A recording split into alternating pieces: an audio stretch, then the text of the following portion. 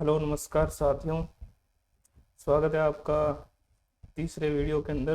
पिछले दो वीडियो में हमने कक्षा 6 की हमारा राजस्थान में दो पार्ट कंप्लीट कर चुके हैं और ये तीसरा वीडियो है।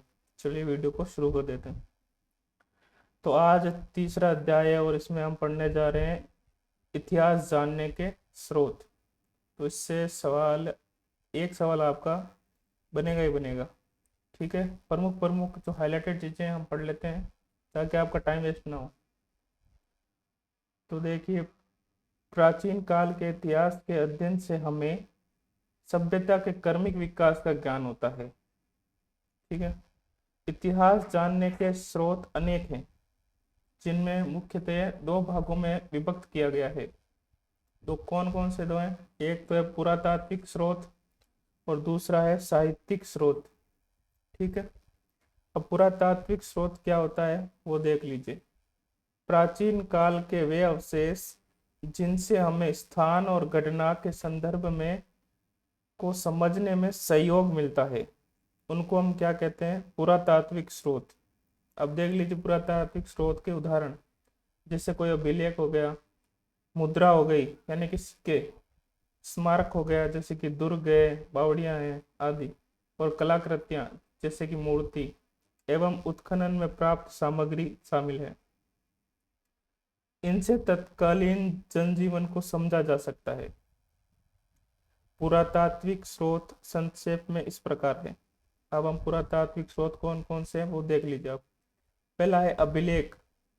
यह हमें शिलालेख, पत्थर की पट्टिका, पाषाण शिलाओं, पत्थर के बड़े बड़े खंड, स्तंभों, भवन, गुफाओं की दीवार, मूर्ति प्रतिमाओं, स्तूपों, मठों, तालाब, खेतों में खड़ी शिलाएं, ताम्रपत्रों पर उत्कीर्ण किए हुए मिलते हैं।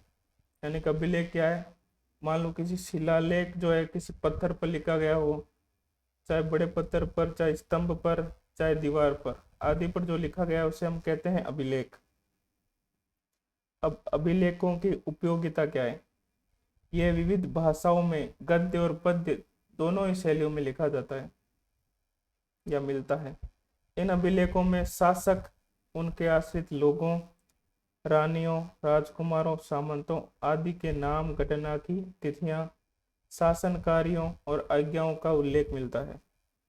साथ ही इनसे तत्कालीन सामाजिक, राजनीतिक, धार्मिक, सांस्कृतिक जीवन आदि की जानकारी मिलती है। प्रशंसा में लिखे गए अभिलेख को प्रशस्ति कहते हैं। ठीक है, तो ये थोड़ा इम्पोर्टेंट है, इसको ध्यान रखना कि किसी की प्रशंसा में लिखा गया अभिलेख क्या कहलाएगा? प्रशस्ति। और ज्यादातर ये राजा लिख पाए थे। अब कुछ प्रमुख अभिलेख देख लीजिए। पहला है नगरीय अभिलेख। कौन सा अभिलेख? नगरीय अभिलेख। ये चित्तौड़ में मिला था और इसका जो समय है वो 424 ईस्वी।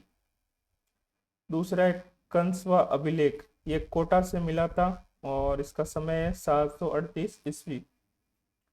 आगे घटियाला अभिलेख। ये जोधपुर से मिला था और इसकी समय है 861 ईस्वी। इसके बाद एक किराड़ू का अभिलेख जो बाड़मेर से मिला था, 1161 ईस्वी इसका समय है।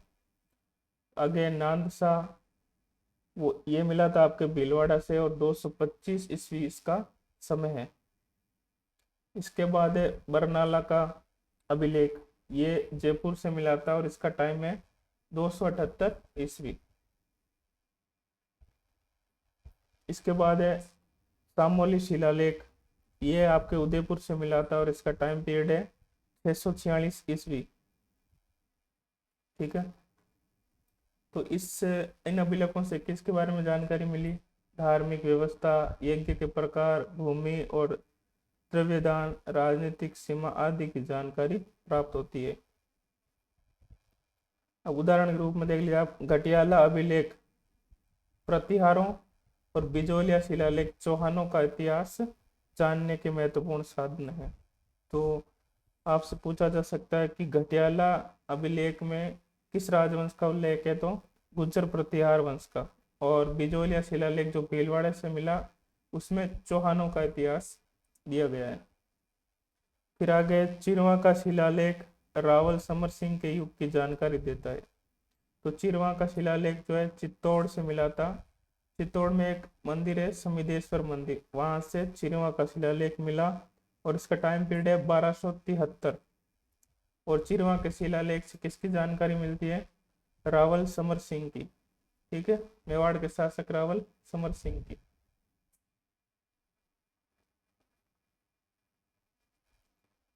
आगे देख लीजिए। अब दूसरा महत्वपूर्ण है स्मारक। ठीक है, राजस्थान के विभिन्न स्मारकों में दुर्ग प्रमुख है। ठीक है,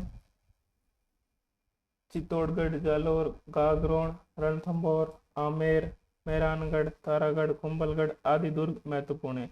इनके अलावा भवन, राजप्रसाद, महल, सार्वजनिक भवन, स्नानागार, जनसाधारण के लिए घर, विहार, मठ, चैत्य, स्तूप, मंदिर, समाधि, बावड़ी, कूप आदि भी स्मारकों के ही उदाहरण हैं।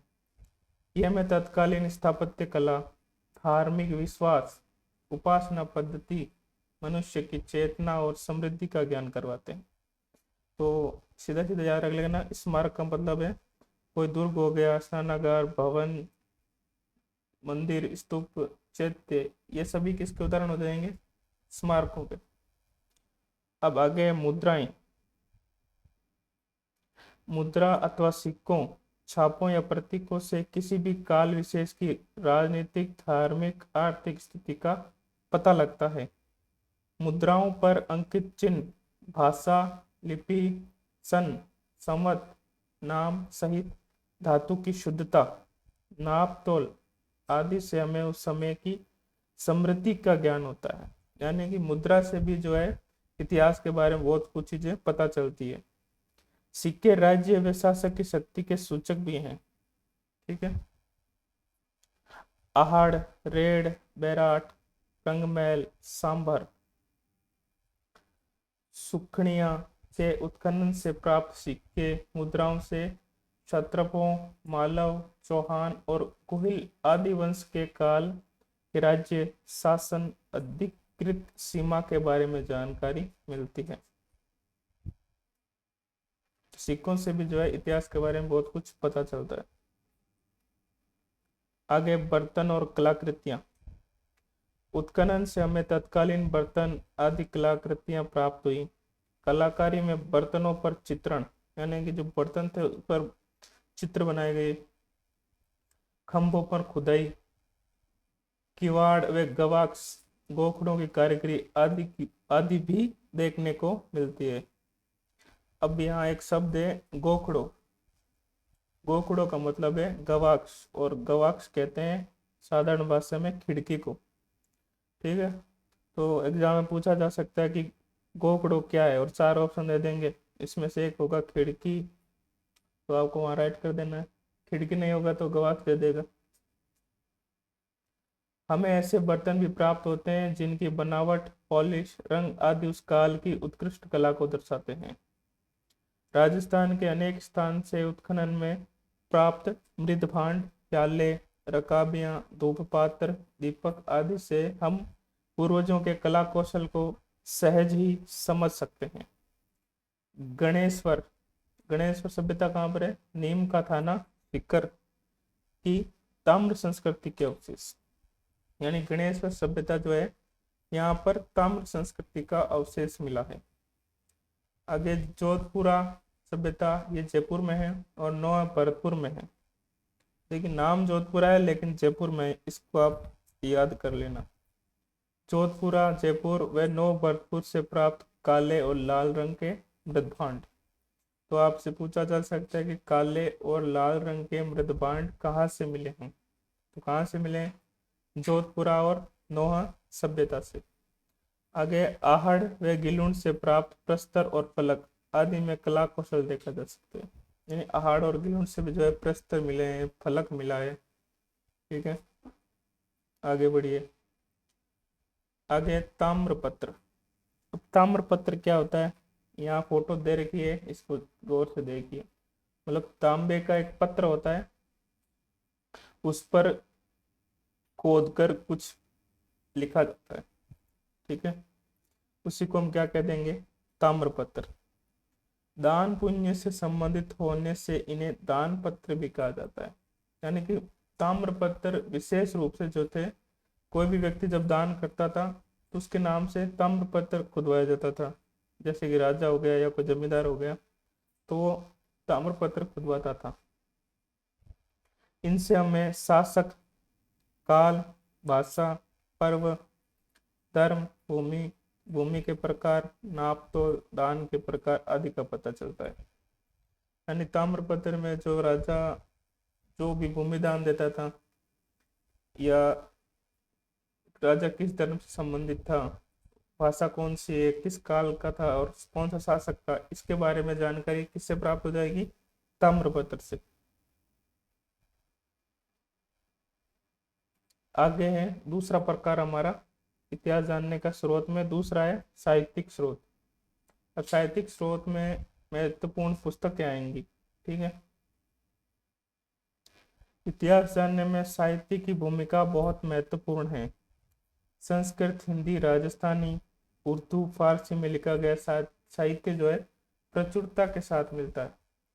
राजस्थान के प्राचीन इतिहास को जानने में वेद और पुराण, रामायण, महाभारत, बौद्ध और जैन ग्रंथों से सहायता मिलती है। ठीक है, 12वीं शताब्दी के उत्तरार्ध में जयानक कृत पृथ्वीराज विजय, तो ये पुस्तक है पृथ्वीराज विजय, जिसके लेखक हैं जयानक भट्ट। महाकाव्य से चौहानों की उपलब्धियों का वर्णन मिलता है। यानी पृथ्वीराज विजय जयानक ने लिखी है और इससे जानकारी मिलती है चौहान राजाओं की। आगे नयन चंद्र सूरी द्वारा कृत हमीर महाकाव्य, नयन चंद्र सूरी ने कौन सा लिखा? हमीर महाकाव्य से भी जो है चौहानों के इतिहास के साथ साथ अलाउद्दीन खिलजी की रणथंबोर विजय और उस समय की सामाजिक धार्मिक स्थिति की जानकारी भी मिलती है। ठीक है, हमीर महाकाव्य में हमने पढ़ा होगा रणथंबोर का इतिहास। ठीक है, जिसमें हमीर चौहान युद्ध हार जाते हैं अलाउद्दीन खिलजी से, ये उसी के बारे पर लिखी गई पुस्तक है और इसके लेखक हैं नयन चंद्र सूरी। बहुत बार एग्जाम में पूछा जा चुका है हमीर महाकाव्य। आगे देखें, राजस्थानी साहित्य में पृथ्वीराज रासो, ये चंद्रवरदाय ने लिखी है, और अचलदास खिंचरी वचनिका, इसके लेखक हैं शिवदास गाडड़।